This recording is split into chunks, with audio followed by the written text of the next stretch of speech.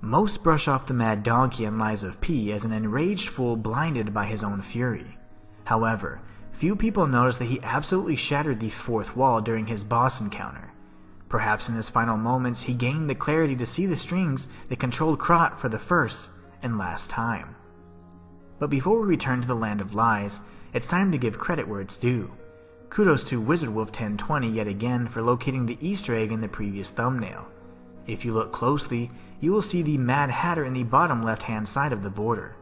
If you're new to the channel, I've started playing a game with viewers where I hide an Easter egg in the thumbnail of each of my videos. The first person to state what and where it is in the comments gets a shout out in the following video. Now, back to the matter at hand.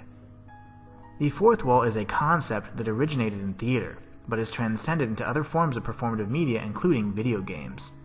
Typically, the characters in a work of fiction operate as if there is no audience or observer and adopt a suspension of disbelief in order to maintain an immersive experience.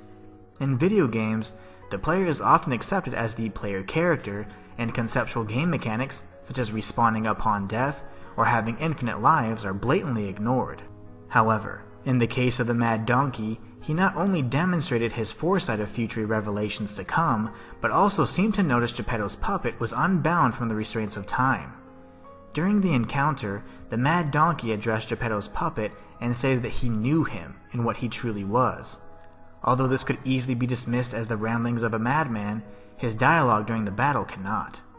As he swings his serrated blade, the Mad Donkey yells at the cursed puppet and questions how he has come back again.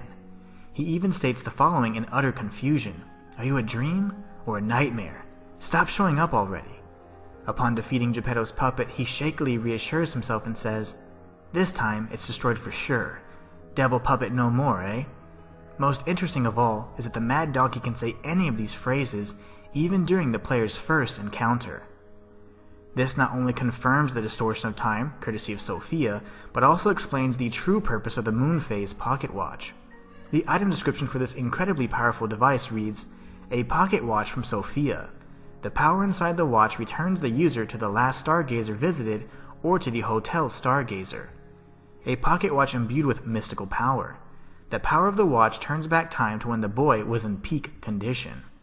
Essentially, the watch serves as the in-game explanation for the puppet's endless lives and his path to become a real boy.